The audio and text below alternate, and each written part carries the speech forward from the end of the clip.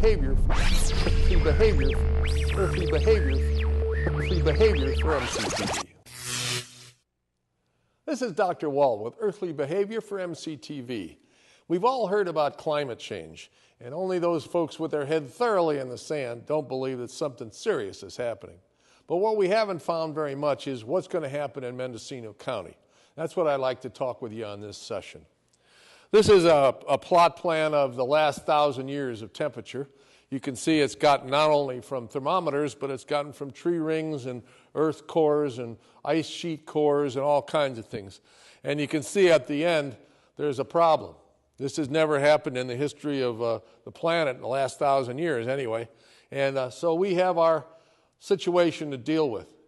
What's the evidence for this thing? Well, the last decade was the warmest decade in history. The warmest years in history have been the last year and 1998. The Arctic ice cap of the last 1,000 years of temperature, you can see it's gotten not only from thermometers, but it's gotten from tree rings and earth cores and ice sheet cores and all kinds of things. And you can see at the end, there's a problem. This has never happened in the history of the planet in the last 1,000 years. So there's other indicators of change as well. There's a rapid rise in CO2. There's changes in northern hemisphere weather, the frost days, the migration of birds. You have all kinds of evidence that shows that something serious is happening. It's not like it used to be. We have some evidence from the satellites as well. They measure the thickness of the ocean water, how fast it is rising. Most of the ocean level rise is from the swelling of deep, cold ocean water, but some of it is from, a third of it is from the new water, from the melting glaciers and other factors. You can see the trend in line here. Now, 2.4 millimeters a year, I know, is not very much. A few fingernails thickness is all it is. And it's reasonable to say, well, with a little bit of this, I can go along quite well. But that's not considering the beach effect. You can see that most of the slopes of beaches are in the 200 to 1 to 250 to 1 category. That means if you go up 1 inch, you go in 200 inches. What's going in? Well, that's the high tide line. It's the general line that people build seawalls to keep the water out and so forth. 2.4 millimeters a year turns into horizontal erosion very quickly. If you go up for 10 years, you're talking about 1 inch of rise of sea level, 10 years. But with the beach effect, you have the high tide line going in 200 inches, which is 16 feet. And everybody can understand 16 feet. So what does that mean for the coastal areas? It means there's more erosion along the beaches. It means the inlets will become much more seawater. The critters that live in the weeds and the birds and all that will migrate inland. They probably have been through things like this before. It also means there'll be some protection will have to be done for ports like Los Angeles and Miami and so forth to make sure that they don't become underwater ports. Now, figuring all this stuff out is not your mother's meteorology. There's a lot of problems of intertwined feedback loops and many disciplines that we're not used to dealing with in weather. Many CO2 sources and sinks. Of course, that includes ocean algae. It includes trees growing. It includes volcanoes injecting or not injecting CO2 in the air. So these many interrelated subdisciplines have to be woven together into a cohesive fabric so that we can predict what the climate will be a few years ahead and give us some kind of warning. The planetary climate budget, the CO2 that's starting this, is not very well understood either. The global budget has been estimated at 7 billion tons a year, but 1 billion tons of that is, we don't know where it's going, whether it's going into the ocean or the trees or what. So it's a problem to keep this. All this stuff is happening faster than the scientists can understand it, which is not something we like to admit. But when we get specific to Mendocino County, what is specifically going to happen here as far as the best models we have right now go? And this information comes from the International Panel on Climate Change, as well as the State of California study of this whole subject a few years ago. We can expect to lose 5 to 10% of our rainfall in the whole county. And there's be an increased variability of rainfall also. Some months won't have any in the winter, and another month will more than make up for it. So we'll have that kind of thing. In the inland areas, the temperature should rise about 2 degrees centigrade or higher. That's quite a bit. I know that's what you deal with daily, in daily variation of temperature, but the implications of that higher temperature are many. One of them is all the storms have more energy. Also, there's more mixing of storms from north to south and from south to north and vice versa.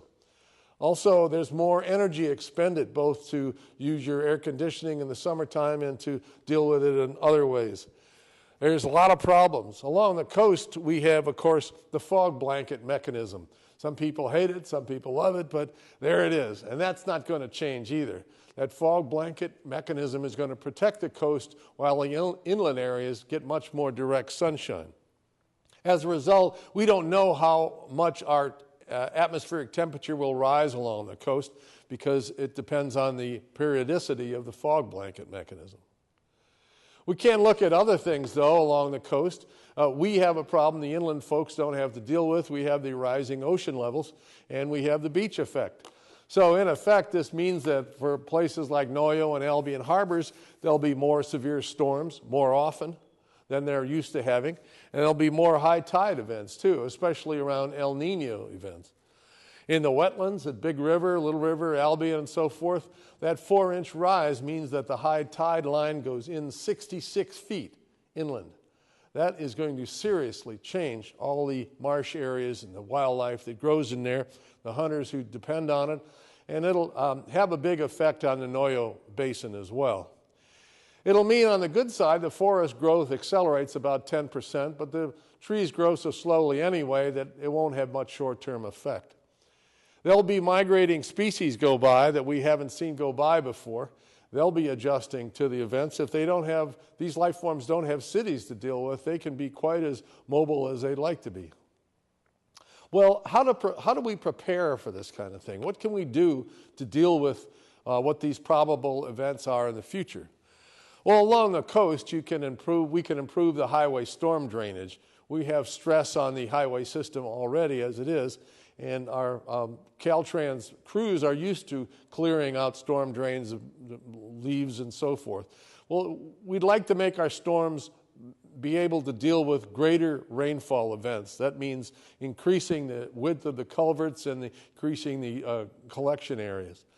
We'd also like to increase the water storage and supply. If the water is going to become less reliable in its delivery and rainfall, we'd like to have more shock absorber effect. So that would mean more ponds or more water storage for your home or whatever you have.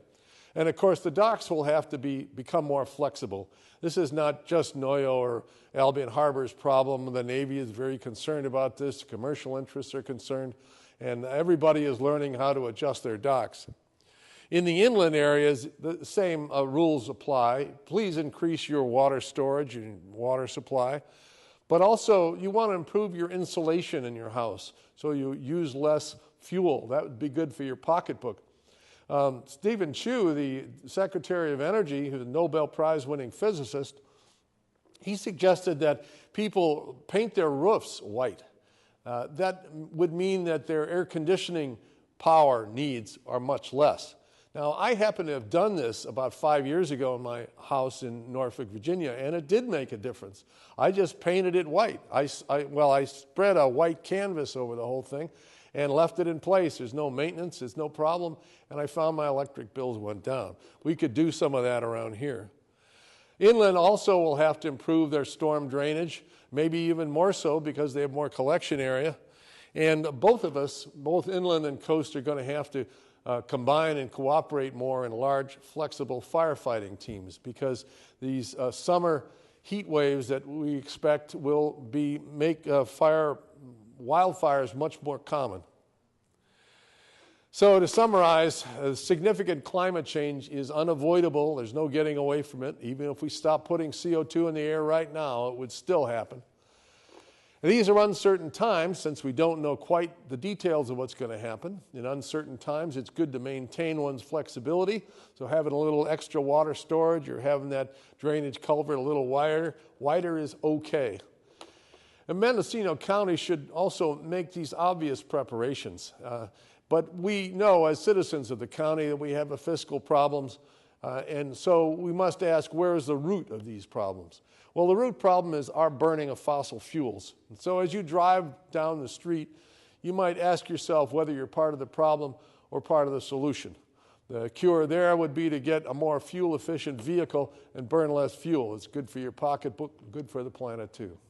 That's Dr. Walt with Earthly Behavior for MCTV.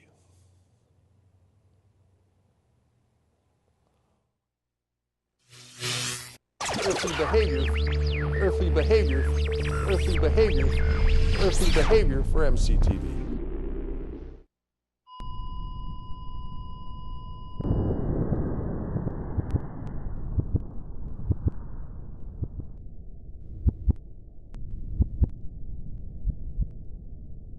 Earthly behavior for MCTV.